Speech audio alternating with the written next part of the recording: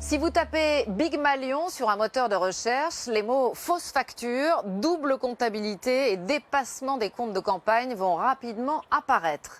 Dans cette affaire, une famille politique se déchire, chacun défend sa version. Et depuis peu, on sent clairement la tension monter parce que Nicolas Sarkozy a décidé de se représenter. Sa candidature peut-elle être menacée par le calendrier judiciaire? Ce soir, un homme a décidé de s'exprimer pour la première fois. Il s'appelle Franck Attal. Vous ne le connaissez pas. Regardez, on le voit sur cette image. C'est lui qui organisait les meetings de Nicolas Sarkozy en 2012. Il était aux côtés du président candidat. Ce n'est pas un politique, c'est un homme de terrain qui a vu fonctionner le système de l'intérieur. Son témoignage est crucial. Il est le premier à avoir vu les dépenses déraper.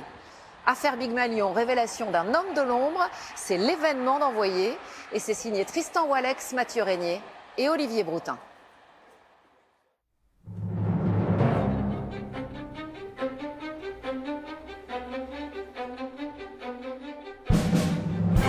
Dans ce dossier, depuis le début et encore aujourd'hui, on est finalement très peu à dire la vérité, à dire la totalité de la vérité.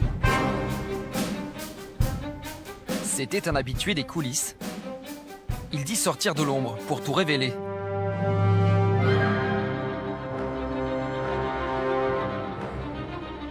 Franck Attal était le monsieur meeting de Nicolas Sarkozy en 2012.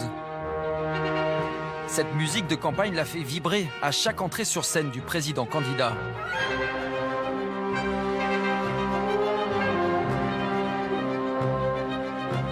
Cette mélodie, elle me rappelle une campagne qui a été la genèse d'une séquence de vie très difficile pour moi. Aujourd'hui, ça me rappelle d'affreux souvenirs. Vous m'auriez fait écouter cette mélodie en décembre 2012, je vous aurais dit c'était extraordinaire, c'était quelle aventure, quel challenge ça a été pour moi, pour mes équipes, pour les gens qui bossaient avec moi. Voilà. Sa vie a basculé avec l'affaire Big Malion. Mise en examen pour faux et complicité d'escroquerie, Franck Attal a permis à la justice de remonter la piste du financement occulte de la campagne de 2012.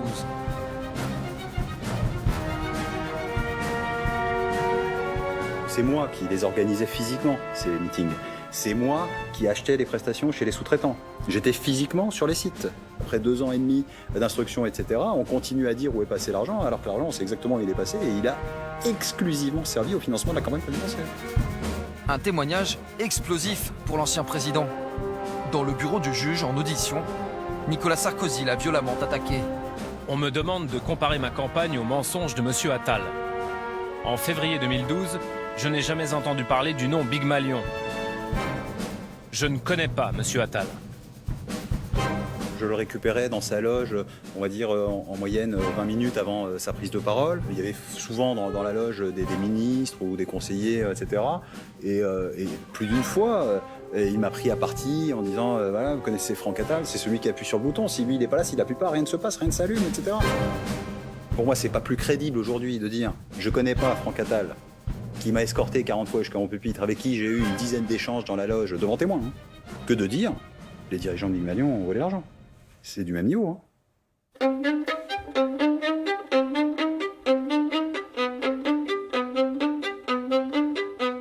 Seul, l'homme de terrain a décidé d'entamer le bras de fer, de raconter ses 80 jours d'une campagne folle, 2 mois et demi au cœur d'une machine à recueillir des suffrages à tout prix.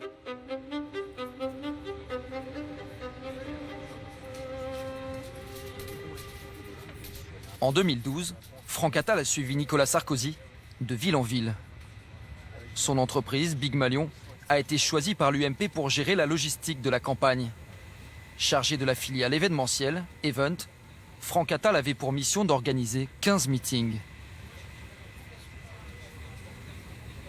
Ça faisait à l'époque 16-17 ans que j'étais dans le métier, j'étais très enthousiaste et très heureux et très fier de cette responsabilité qu'on me confiait, ouais, bien sûr. Dès le début, vous comprenez que ça va être une campagne et des meetings plutôt haut de gamme. Alors j'ai pas de curseur, moi c'est ma première campagne.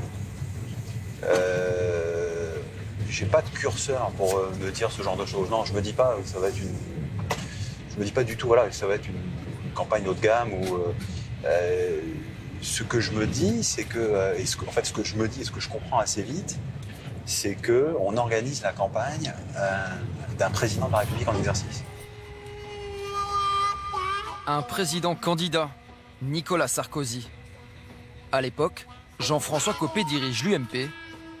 Ses deux principaux interlocuteurs sur le terrain seront Guillaume Lambert, directeur de campagne, et Jérôme Lavrieux, son adjoint, un proche de Jean-François Copé.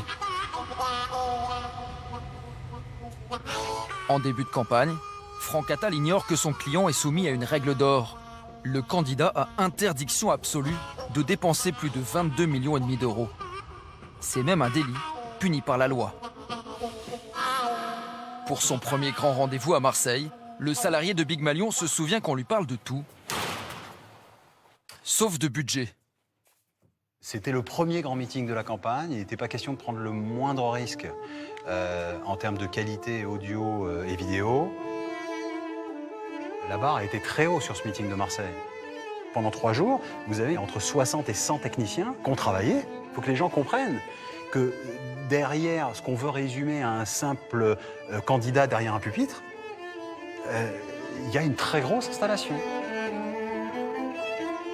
Ce 19 février 2012, Franck Attal doit relever un défi. Ici à Marseille, aidez-moi.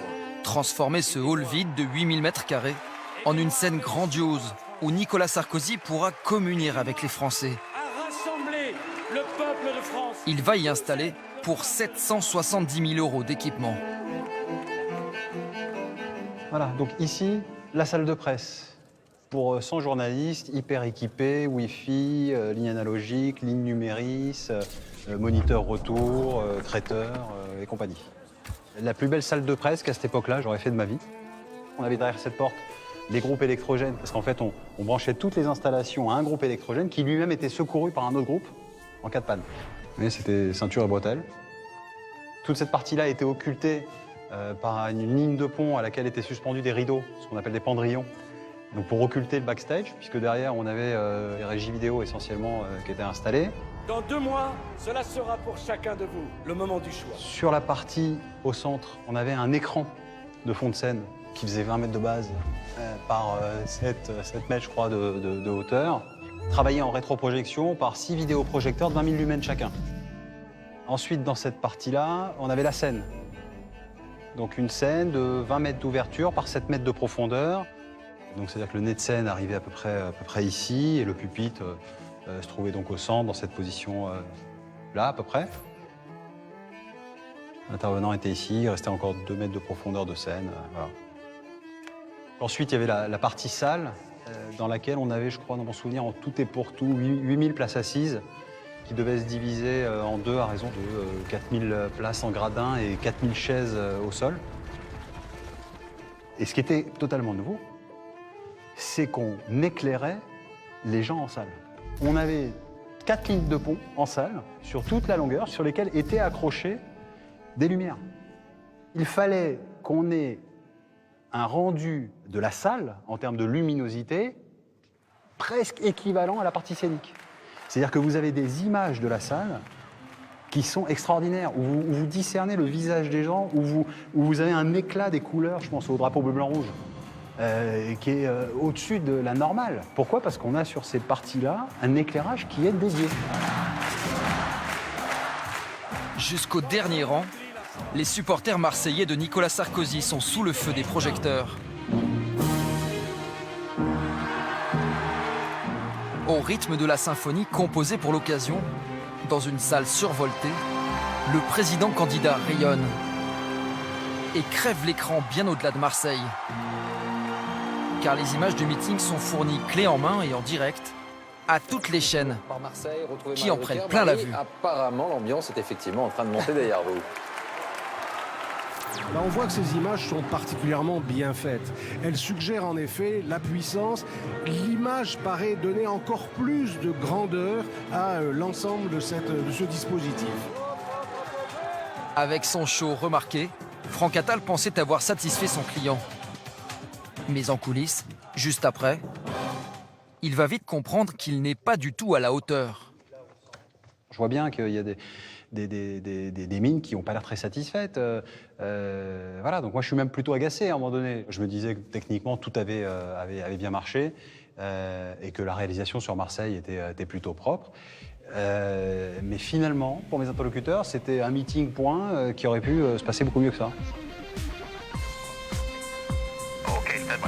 De retour de Marseille, dans le jet présidentiel, l'équipe du candidat débriefe le meeting. Des images rares, filmées par une amie de Carla Bruni. Les conseillers du président décident de monter en gamme. On garde la même équipe, on met un réalisateur, un bon réalisateur, juste 3 noms, et puis surtout, tout de suite, on embraye sur le 11 mars. De nouvelles exigences, aussitôt appliquées. Franck Attal devra travailler avec un grand réalisateur de télévision.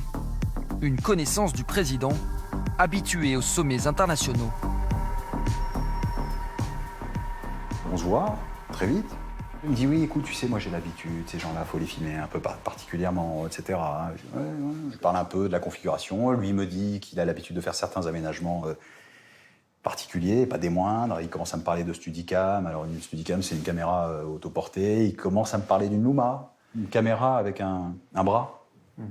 Qui peut aller de 6 à 9, 12 mètres, etc., qui permet de prendre des plans de très haut et qui permet d'optimiser justement ce rendu de salle pleine, etc., et puis aussi des champs très intéressants du candidat.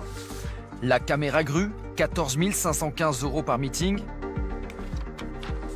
Le réalisateur, 5 382 €, sans compter son assistance à script, autant de factures supplémentaires aux frais du candidat. Dès les meetings suivants, les mouvements de caméra sont maîtrisés, les travelling soignés. Franck Attal déploie des moyens dignes du cinéma. Pourtant, au même moment, on lui demande de serrer son budget. C'est là qu'on a un problème, nous. C'est qu'on est dans une séquence où on nous dit bon, la réalisation ça va pas, ok, on va trouver. Et on vous dit attention les coûts, bah, j'ai ok, on va supprimer le fond vidéo. Moi j'appelle mes prestats, je leur dis écoutez, il faut revoir là-dessus, il faut réduire, mais on me dit de même façon attention, hein, l'image, hein. Il nous faut du top, hein. Donc le directeur photo, faut le garder, hein. On voulait un éclairage à l'américaine, il fallait qu'avant, après, il se passe des trucs, du bleu, blanc, rouge, du machin, etc. Il fallait que le visage, il n'y ait pas une ombre en dessous, il n'y ait pas une coupure. Donc on avait un directeur photo, ce qu'il n'y avait pas Hollande, hein, je vous garantis.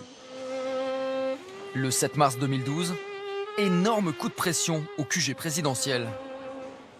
Après seulement 3 semaines de campagne et 5 meetings, Guillaume Lambert, le directeur de campagne, reçoit une note des experts comptables, effrayé par la flambée des dépenses. Même en s'en tenant aux 15 meetings prévus, à ce rythme, le budget pourrait dépasser de 642 000 € le plafond légal.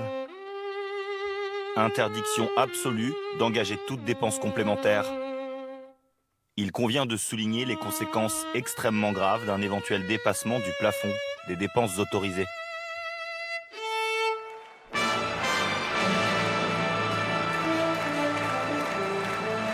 « 11 mars 2012, 4 jours seulement après l'alerte. » Vous aviez conscience que vous faisiez le plus gros meeting ? Conscience qu'on faisait le plus gros, peut-être pas, mais j'avais conscience qu'on était en train de livrer quelque chose qui était très lourd, pas évident du tout à livrer dans ces délais-là, mais effectivement très, très gros. Hein.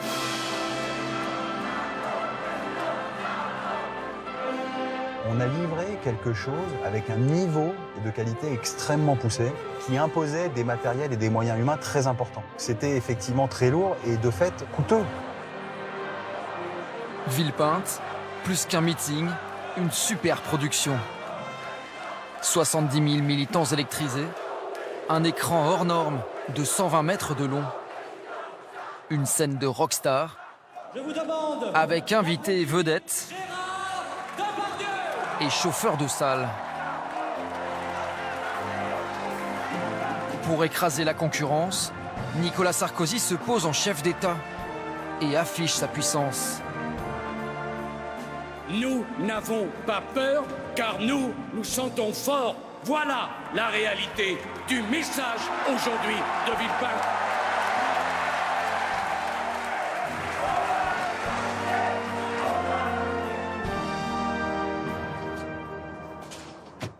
Quatre ans plus tard, changement de décor.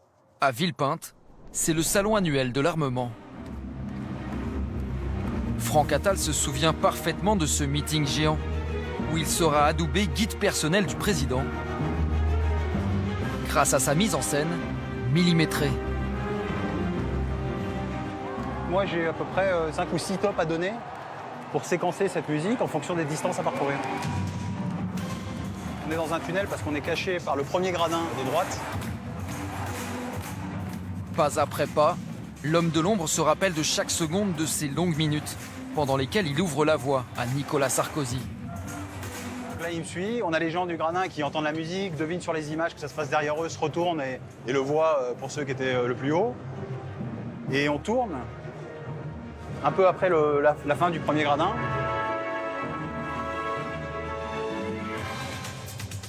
On rentre dans l'espace éclairé. Et c'est là que moi, je dois tenir compte d'un ralentissement de la fréquence de mon pas, parce qu'il va serrer des poignées de main, s'arrêter avec les gens, etc.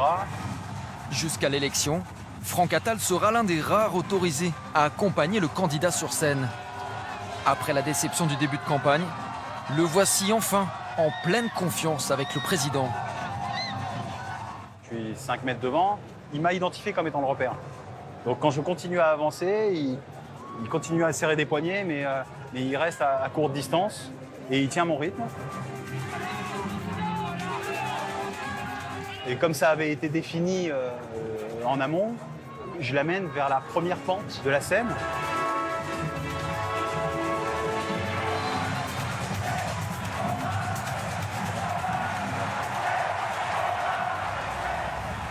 Un instant de gloire, mais un gouffre financier dont était prévenu l'UMP. Comme le prouve ce mail envoyé par Franck Attal 2 jours avant. Un devis à 5 619 405 €, le quart de ce qu'un candidat a le droit de dépenser sur toute une campagne, dilapidé en une seule soirée. À cette époque-là, j'étais loin de penser qu'il y avait des problèmes de budget, de paiement, de plafond de campagne, etc. C'était pas mon rôle de leur dire, mais attendez là, machin, mais à un moment donné, mais pas que moi, mes directeurs de production, ils pourraient vous le dire, à un moment donné, même si on nous a dit vous livrez, on reposait la question, quoi. On reposait la question, parce que pour nous, c'était conséquent. Et là, on me dit, non, mais il faut le faire. Bon, après, je suis plus dans la boucle. Au lendemain de Villepinte, le 12 mars, Guillaume Lambert assure avoir prévenu Nicolas Sarkozy en personne de la situation critique de son compte. L'ancien président, lui, affirme n'en avoir aucun souvenir. Ce jour-là, sont publiés d'autres chiffres bien plus réconfortants. Pour la première fois, je vous le disais, un sondage place Nicolas Sarkozy devant François Hollande au premier tour. 24 heures après Villepinte, c'est l'effet meeting. Il y a un sondage ? Entre des comptes qui virent au rouge et la sirène des sondages, Nicolas Sarkozy semble faire un choix. Dans un mail daté du 19 mars, son équipe acte la volonté du président d'aller encore plus loin. Une réunion publique par jour. Premier concerné. Bonjour, ravi de vous accueillir. Jérôme Lavrieux, directeur adjoint de la campagne, chargé des meetings. À l'entendre, un simple exécutant. Moi, si on me dit, on fait 10 meetings, puis 12, puis 15, puis 35, puis 45, puis attention, au 45e, il y en aura un 46, 47 et 48. J'imagine que c'est parce qu'on avait les moyens de le faire. Si on me dit de le faire, c'est que celui qui décide de le faire, le directeur de campagne, au mieux, voire au-dessus, estime que c'est faisable de le faire.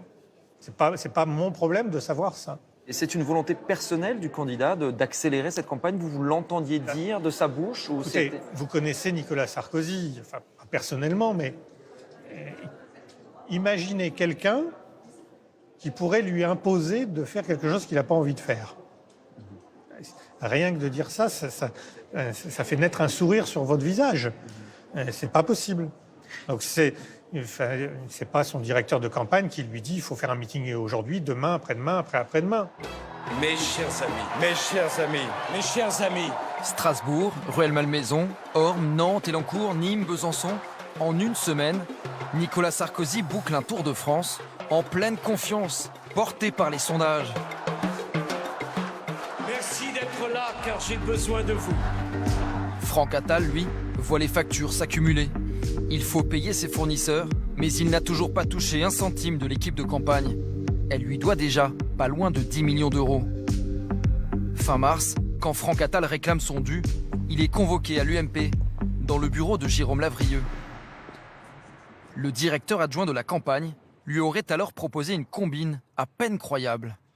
Jérôme Lavrieux me dit, écoute, on a un sujet, voilà, on a dépensé beaucoup d'argent, on a fait beaucoup de meetings, plus que prévu, et on a un plafond dans les comptes de campagne qui va être très vite atteint, et donc on ne va pas pouvoir continuer comme ça. Donc moi, au début, je ne comprends pas, je dis, oh, oui, mais donc faut arrêter les meetings ou... Et là, la situation, ouais, non, on va pas arrêter, il faut qu'on continue, on peut pas, il faut faire des meetings, c'est important, etc. Donc vous allez vous déplacer la facturation. Et là, sincèrement, je comprends pas au début, je lui dis, c'est-à-dire déplacer la facturation. Il dit, vous nous livrez les meetings dans les formats habituels et il y aura une partie de la facturation liée au meeting que vous allez facturer à l'UMP. Et du coup, ça nous permettra de tenir la ligne du compte de campagne. Vous réalisez que c'est grave ou pas dès le début? Je réalise que la demande est folle et grave. C'est-à-dire, j'ai une sensation qui me dit, t'es piégé. Pourquoi exactement, je sais pas bien. Mais je sens qu'il y a un problème grave qui va commencer.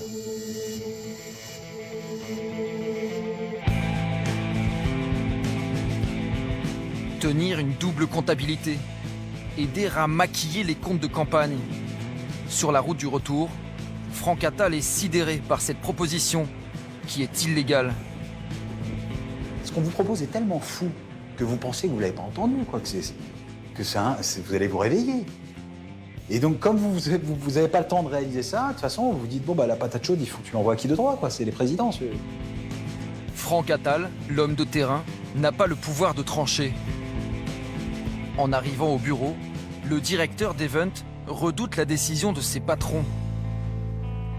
Car il connaît la réputation sulfureuse de sa maison mère. Big Malion, une agence discrète, très politique, qui doit tout à l'UMP.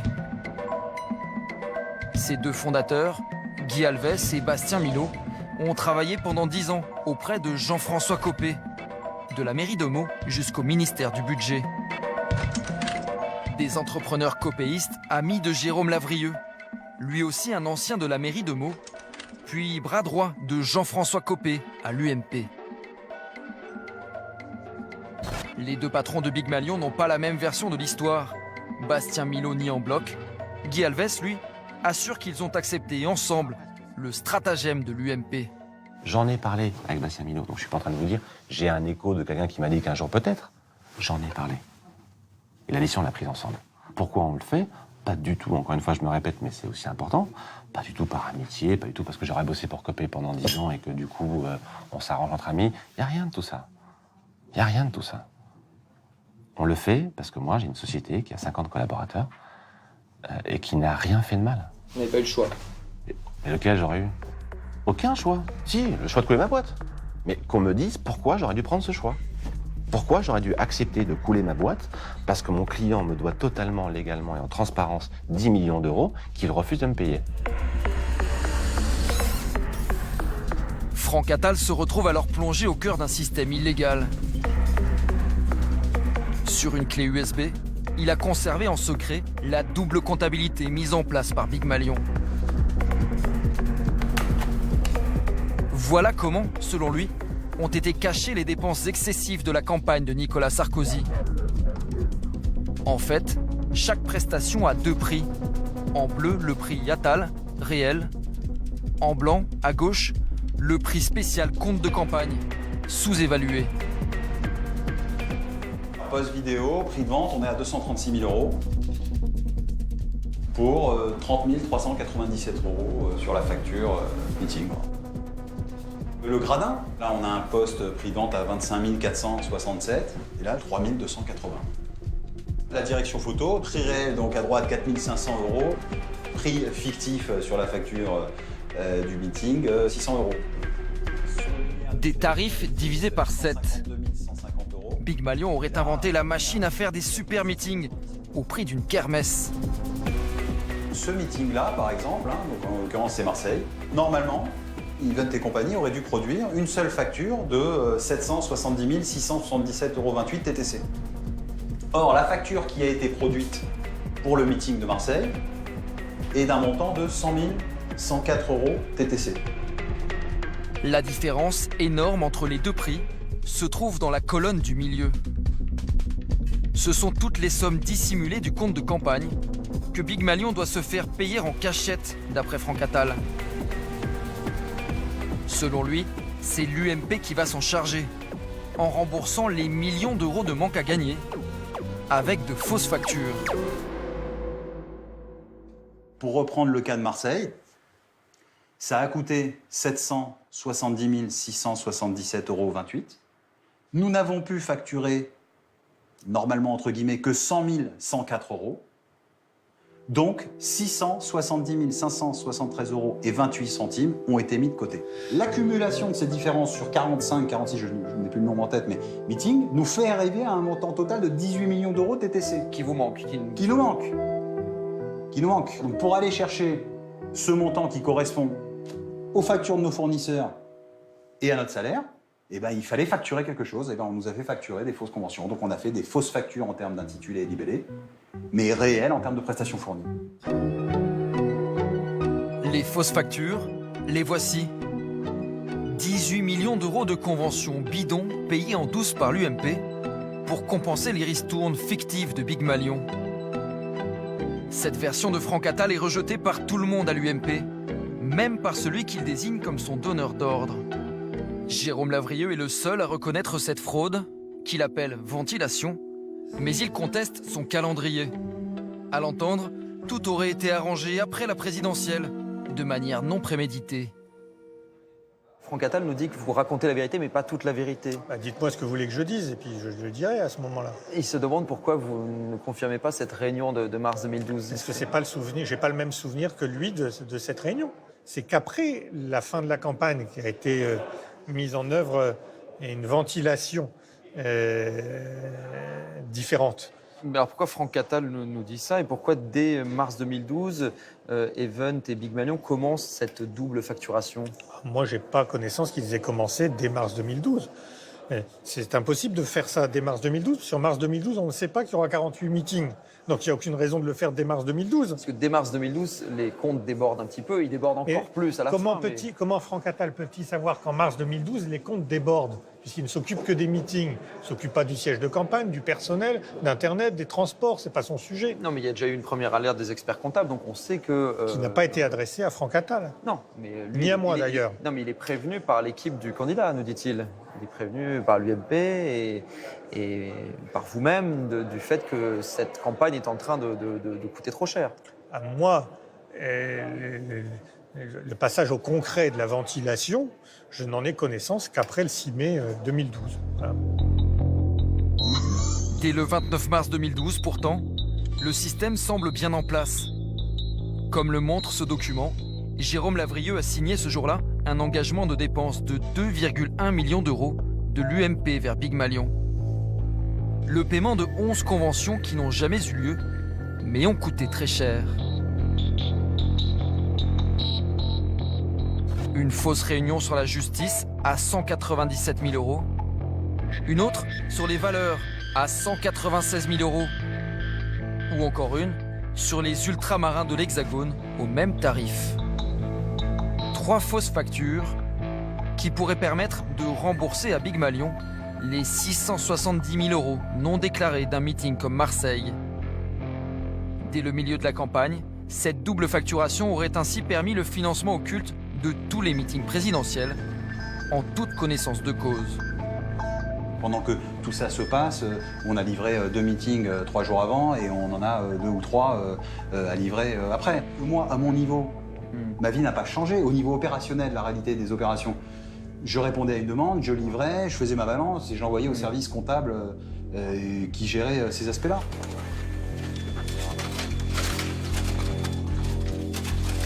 Pour Franck Attal, à 5 semaines de l'élection, la planche à fausses factures tourne déjà à plein régime. Une machine à fabriquer des meetings. Le 19e a lieu à Nancy, le 2 avril. Techniquement irréprochable, comme d'habitude. Prix Attal, 531 000 euros. Facturé 95 000, plus 2 fausses conventions. Le QG de campagne en demande toujours plus. On touchait pas terre, mais quand je vous dis moi, mes sous-traitants aussi, je veux dire, ça n'arrêtait pas. C'était un flux régulier qui pouvait s'accélérer, se ralentir, et puis avec des épisodes comiques, c'est-à-dire que, tiens, il y a un épisode qui était rigolo, qui n'a pas été très évoqué, c'est le meeting de La Réunion. C'est à quelques kilomètres quand même.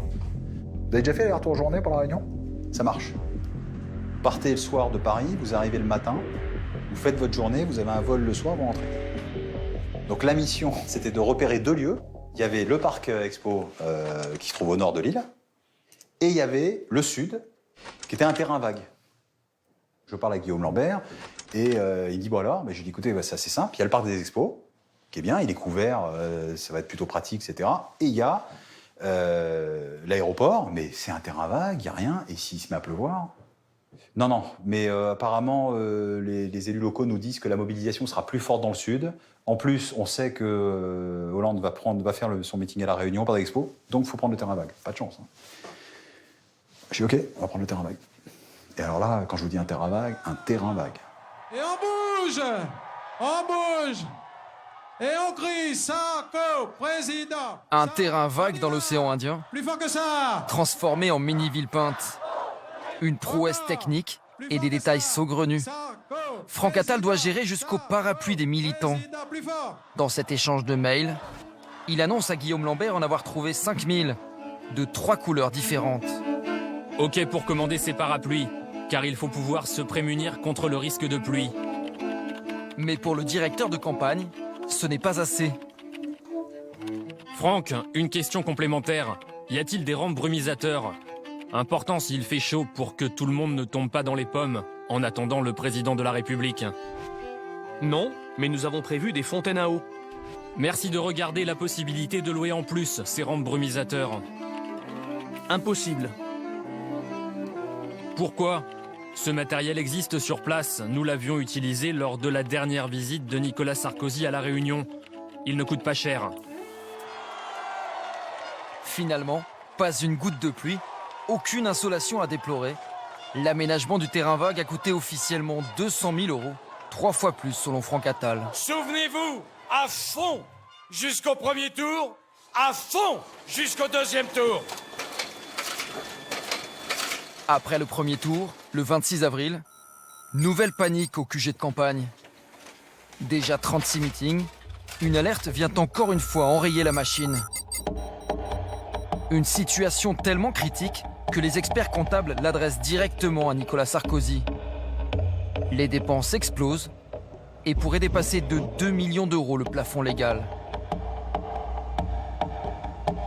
Nous nous permettons de réitérer les observations formulées dans notre note du 7 mars 2012, transmise à votre directeur de campagne, soulignant déjà les conséquences extrêmement graves d'un éventuel dépassement du plafond des dépenses autorisées.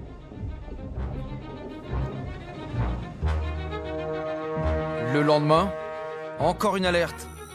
Cette fois de la directrice financière de l'UMP. Le parti a déjà payé 15 millions d'euros de convention à Big Malion. Le parti est ruiné. Si rien n'est fait pour débloquer cette situation, l'UMP sera en défaut de paiement à partir de ce lundi 30 avril. Cette note est destinée à Jean-François Copé, alors secrétaire général de l'UMP. Aujourd'hui, il reconnaît avoir eu connaissance de cette alerte, mais à l'entendre, ces problèmes d'argent n'avaient rien à voir avec les dépenses de campagne. On est entre les 2 tours des présidentielles. Donc cette note, elle est circonstanciée.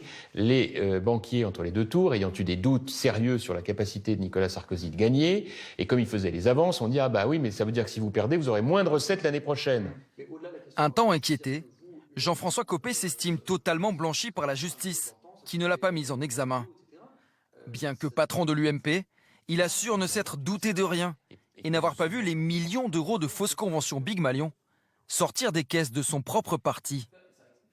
Le budget de 2012, par exemple, on voit que vous prévoyez sur l'année 100 000 € de conventions, et puis finalement, il y en a 23 290 546, soit plus de 23 000% d'augmentation. Ça vous choque pas? Mais c'est pas ça, c'est encore fallait-il que je le sache, que je le vois. Les choses, encore une fois, ne m'ont jamais été présentées comme cela. Vous ne les voyez pas passer en tant que secrétaire général de l'UMP? Mais comptable et... Encore une fois, je le répète, Il est évident que si on m'avait alerté en me disant voilà, on a l'intention de faire prendre en charge par le parti les dépenses excédentaires de la campagne présidentielle et que je l'avais su, j'aurais immédiatement dit non. Mais il faut bien comprendre que moi, en tant que secrétaire général, je ne voyais pas un chèque, je ne voyais pas une facture, pas du tout. Je ne m'occupais pas de ça. Un secrétaire général bien éloigné des questions d'argent. Pourtant, le lendemain de l'alerte à l'UMP, son propre directeur de cabinet, Jérôme Lavrieux, écrit un SMS troublant à Guillaume Lambert. Évoquant les coûts du meeting de Toulouse, il conclut par « Nous n'avons plus d'argent. Jean-François Copé en a parlé au président de la République. » Il veut dire quoi ce SMS? Mais je sais, moi je suis ni l'auteur ni le destinataire de ce SMS. Mais donc, ça m'est très difficile. A priori, vous avez parlé argent avec Nicolas Sarkozy à l'époque? Mais non. Et il veut dire quoi ce SMS du coup? Bah écoutez, je pense qu'il a dû... Enfin, à vrai dire, j'en sais rien, parce que je suis pas l'auteur. Donc c'est vraiment quelque chose qu'il faut que vous voyez avec... que vous interrogiez Jérôme Lavrieux, parce que moi, je peux pas vous le dire, je n'en sais rien. Pensez que si j'avais eu un grand secret extrêmement important comme ça, j'aurais envoyé un SMS à Guillaume Lambert pour lui dire attention... non mais,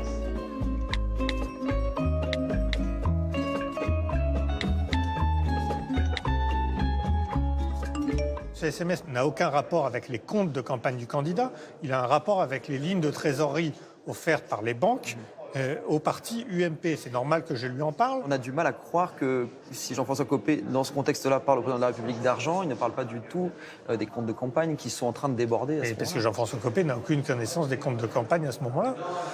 C'est tout. Tout comme moi. Tout comme moi. Au courant de rien, officiellement. En coulisses, pourtant, selon Franck Attal, c'est bien le stratagème proposé par Jérôme Lavrieux qui, au même moment, aurait financé les 900 000 € de l'incroyable meeting de Toulouse. Je salue Toulouse, je salue Orléans, je salue Lyon. Un multiplex, 7 meetings simultanés dans 7 villes de France. Je salue Limoges. Du jamais vu en politique. Je vous attends, peuple de France. Le 1er mai, sur la place du Trocadéro, je parlerai à vous devant une marée de drapeaux tricolores.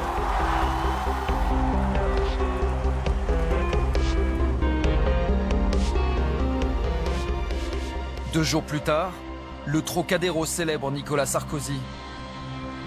À moins d'une semaine du deuxième tour, la campagne du président s'achève en apothéose.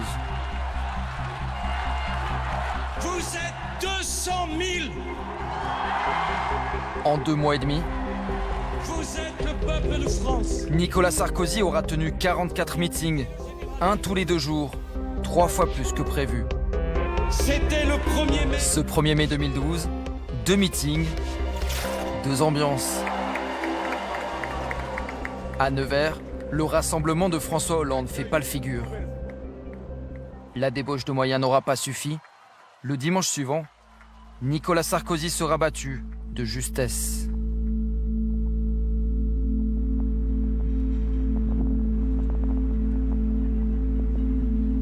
Quatre ans après, Franck Attal se sent seul et lâché par tous. Le scandale Big Malion a éclaté et fait imploser l'UMP. Alors que les politiques nient, l'homme de terrain est l'un des rares à assumer le système de double facturation. En 2012, pourtant, il avait l'impression que ce n'était un secret pour personne dans l'état-major du parti. Si à l'époque, j'avais supputé, ne serait-ce que supputé, qu'au moment où se décidait un tel montage, que Nicolas Sarkozy et Jean-François Copé n'étaient pas au courant, j'en aurais fait un vrai sujet.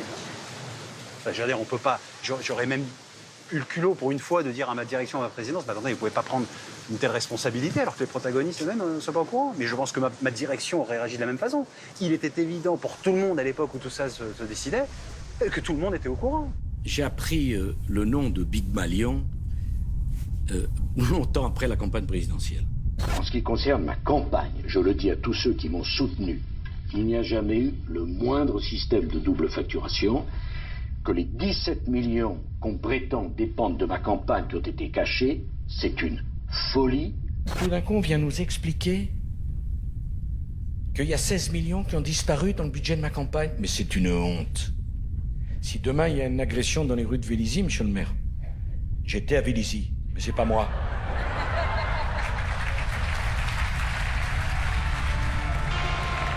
Version contre version. Celui qui se laissait guider sur scène par Franck Attal soutient aujourd'hui qu'il ne le connaît pas. On s'est croisés 45 fois sur les meetings. Il m'a suivi 45 fois pas à pas pour retrouver son pupitre. Il m'a appelé une trentaine de fois pour s'assurer que celui qui appuyait sur le bouton était physiquement là et pouvoir se détendre. Mais en 2016, il ne me connaît pas. Dans le bureau du juge, Nicolas Sarkozy va encore plus loin. Sur procès-verbal, il cite son nom à 34 reprises et laisse entendre que Franck Attal aurait empoché les 18 millions d'euros de fausses factures. Quelles sont les prestations extraordinaires que M. Attal a données? Il faut que M. Attal soit plus précis. 22 millions supplémentaires, cela doit se voir. Je conteste formellement toute idée d'emballement dans le rythme de ma campagne. Je n'ai pas fait plus ou moins qu'un autre candidat. On a Attal qui est pris la main dans le sac avec des fausses factures. Où est passé cet argent? J'affirme qu'il n'est pas passé dans ma campagne. Quand j'entends certains dire « mais où est passé l'argent ?» Mais qui aujourd'hui se pose la question? Ces flux ont été remontés par les enquêteurs. On sait où est l'argent. Des impôts ont été payés, la TVA, l'URSSAF, l'impôt société. C'est pas parti sur des comptes à l'étranger ou dans des paradis fiscaux. Franck Attal, aujourd'hui, il n'a pas 5 bateaux, 5 Ferrari. Enfin, je veux dire, il faut arrêter avec ça. Après la campagne, Franck Attal a touché 600 000 euros de dividendes, de façon tout à fait légale. Rien dans l'instruction n'a poussé la justice à enquêter plus avant sur son patrimoine.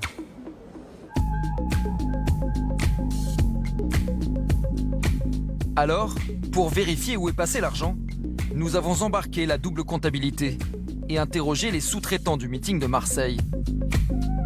Près d'Angers, Alcor, une PME de location de gradins. Le directeur, Sébastien Adjé, se souvient bien de cette requête de 2012. La demande, elle n'était pas très compliquée. Elle était sur une capacité d'environ 900 places d'un gradin habillé. Propre. Habillé, c'est-à-dire quoi ? Habillé, c'est-à-dire moquetté, avec les côtés avec du tissu, habillé de tissu. Pour ces 806 places de gradin avec moquette, transportées jusqu'à Marseille, Franck Attal assure que le vrai tarif était de 25 400 euros. Dans les comptes de campagne, Nicolas Sarkozy, lui, a déclaré 3 280 euros. 3 280 euros. Est-ce que ça vous paraît possible? Non. Parce que c'est pas les prix du marché. D'accord. Donc là, ça, c'est la facture officielle. Et Franck Attal, lui, nous dit que la bonne facture, c'est la facture bleue. Donc, je ne sais pas si vous pouvez nous la lire. Il y a même le nom de la société. Et là, on n'est plus sur des valeurs qui me semblent des valeurs de marché, encore une fois, sans me souvenir exactement du montant, mais on n'est plus sur des valeurs de marché par rapport à la prestation qu'on a fournie à Marseille. La facture Franck Attal vous paraît davantage cohérente que la facture officielle? C'est clair. Sans l'ombre d'un doute? Sans l'ombre d'un doute. On ne se serait pas déplacé pour 3 200 euros. Près de Paris, même question aux responsables de l'ENI. Bonjour. Une société de matériel vidéo. Bon, merci de nous recevoir. Je vous en prie. À Marseille, il avait envoyé une dizaine de ses salariés pendant 4 jours pour installer un équipement haut de gamme. Tarif Attal, 236 000 euros. Tarif équipe Sarkozy, 30 000 euros. J'ai la facture. Donc c'est Marseille? C'est de Marseille, oui. Et donc alors on est plutôt sur quelle colonne qui est confirmée? Écoutez, on va regarder le montant, voilà, 197 426. Donc avec la marge, c'est... Ça, ouais, 236 000. Le devis fait 9 pages, je crois. Voilà, c'est tout le détail de la régie. Donc il y avait du système HF, vous avez les rappels d'écran, vous avez les retours scène, retours salle, retours loge, les bureaux de production, les placements dans la salle de presse, la régie de backstage, la régie vidéo. Tout ça plus cher que d'habitude ou au prix du marché? Non, c'est le prix du marché. Vous êtes formel entre ces deux colonnes? Il y en a une qui vous paraît cohérente, une autre qui ne l'est pas? Celle-ci me paraît plus cohérente, oui, tout à fait. Et celle-là, elle vous paraît... Elle me paraît, je sais pas ce qu'elle me paraît, mais elle me paraît pas être la réalité, quoi. Ouais. Nous avons finalement récupéré les 25 factures des sous-traitants de Marseille, notamment celle du gradin, mais aussi l'éclairage, la déco, le son. Toutes correspondent au prix de Franck Attal. Après 2 ans d'instruction, les enquêteurs ont conclu que les 18 millions d'euros de fausses factures avaient intégralement financé la campagne. Les chiffres certifiés exacts de la main de Nicolas Sarkozy seraient faux. La somptueuse campagne de 2012 aurait coûté 22 millions déclarés, plus 18 millions de fausses factures, soit 40 millions d'euros. Et peut-être même encore plus. Voyons par exemple comment a été payée cette fameuse musique. L'hymne du candidat président. Elle a été écrite par Laurent Ferlet, proche de Carla Bruni, un compositeur renommé pour ses musiques de films. Voilà, il y a une espèce d'attente, c'était la première partie avec des pêches par moments, des chœurs. Un peu comme le début de Johnny Hallyday, une chanson que je t'aime, que je t'aime.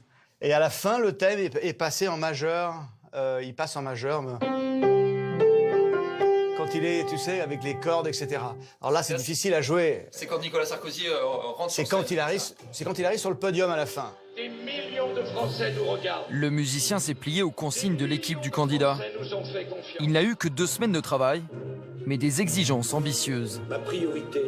Il voulait un mélange de la progression du boléro de Ravel, qui amenait le candidat jusqu'au podium. Il voulait un mélange un peu la grandiloquence ou le côté solennel de Wagner. On m'a dit de faire une musique haletante. J'ai compris que, d'après tous les briefs que j'ai eus entre les musiques de Wagner, etc., qu'il fallait une musique épique d'aventure. Le morceau final, enregistré par 80 musiciens à Sofia, était intitulé « Course pour la victoire ».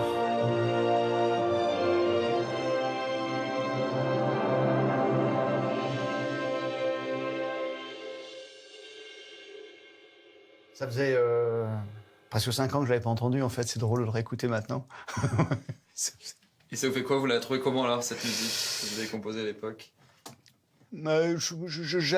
J'assume tout ça, mais c'est vrai que quand on le réécoute à froid, on a une vision un peu différente. Ça fait mastoc quand même, là. Ça vous paraît quoi, en le réécoutant un peu too much, c'est ça? Moi, ouais. Ah, je trouve ça too much, ouais. Enfin, c'est en rapport avec la taille des meetings, hein. Une musique un peu bling-bling qui n'aurait pas coûté 1 centime, selon les déclarations de Nicolas Sarkozy au juge. J'ai le souvenir que la musique m'a été offerte par un de mes amis. Pourtant, une facture de la société de Laurent Ferlet, Switch, a bien été déposée à la commission des comptes de campagne.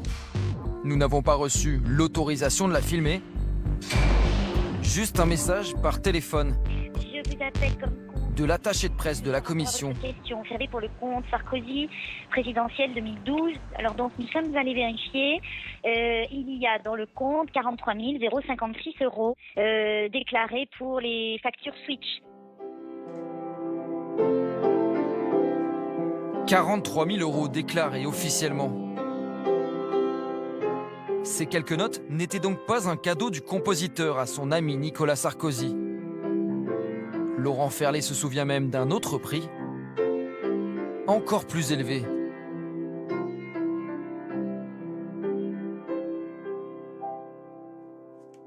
Je crois que c'était 86 000. 86 000 Je crois que c'est 43 000 qu'il y a dans de déclaré à la commission des comptes de campagne. Ah bon? Non, je crois que c'était 86 000. Je ne veux pas foutre la merde. Non, je crois que c'est 43 000 qui a été déclaré. Non, je crois que c'est plus. Bah, elle a coûté 72... Ils ont payé 72 000 €. Hors taxe, donc 86 000. Ouais. Ils ont donc déclaré, divisé par 2 et déclaré que la moitié à la commission. J'ai jamais été au courant. Tu me l'apprends, vous me l'apprenez. En découvrant d'autres dépenses à moitié déclarées, comme celle de la musique, les policiers ont mis au jour ce qui pourrait être une seconde fraude. Cette fois, elle ne concerne pas Big Malion, mais les comptes même de l'UMP. Des centaines de factures de la présidentielle auraient été prises en charge par le budget du parti. Comme ces 10 000 t-shirts, les jeunes avec Sarkozy, 56 900 €. Ces 2300 allers-retours en TGV pour des militants du Trocadéro, 329 351 €. En tout, 8 millions d'euros oubliés au moment du dépôt du compte de campagne. Je vous donne un certain nombre de factures. Encore une fois, Jérôme Lavrieux, pourtant directeur adjoint de la campagne, n'aurait rien vu, rien su, rien décidé. 329 000 €, SNCF. Et c'est marqué SNCF, 329 000 €. Je ne m'occupais pas de la SNCF.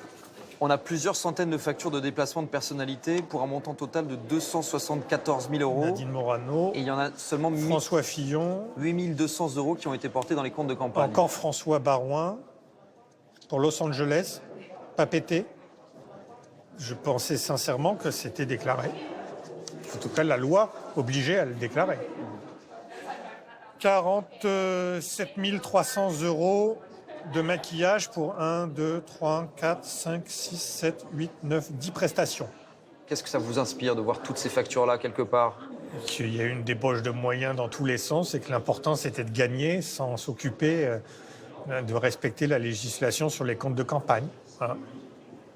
J'en assume ma part de responsabilité, mais pas toute la responsabilité.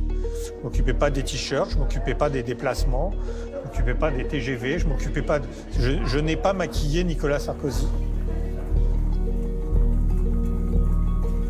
Alors qui aurait maquillé les comptes de campagne? Franck Attal n'a pas la réponse.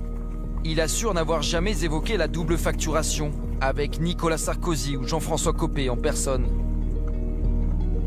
Aujourd'hui, il ne soutient aucun candidat à la primaire à droite. Il dénonce l'hypocrisie générale de ceux qu'il dit avoir aidé à tricher en 2012. Oui, Nicolas Sarkozy peut raconter son histoire, Guillaume Lambert peut raconter la sienne, Jérôme Lavrieux peut raconter la sienne, Jean-François Copé en a une autre. Mais la vérité, j'allais dire ma vérité, c'est pas ma vérité, c'est la vérité. C'est pas une vérité qui m'innocente.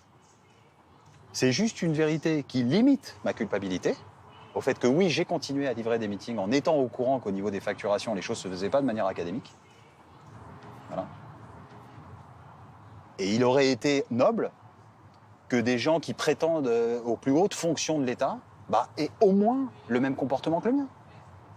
Ces gens-là, moi, je suis prêt à les rencontrer, à parler avec eux. Aujourd'hui, je suis prêt à les rencontrer sur un plateau de télé, moi.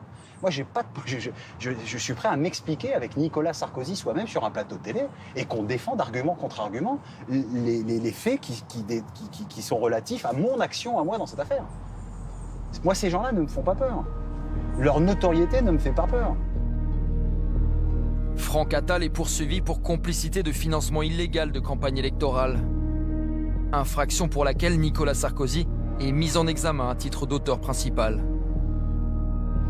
Nous avons sollicité l'ancien président à de multiples reprises. Ni lui, ni son directeur de campagne n'ont voulu répondre à nos questions.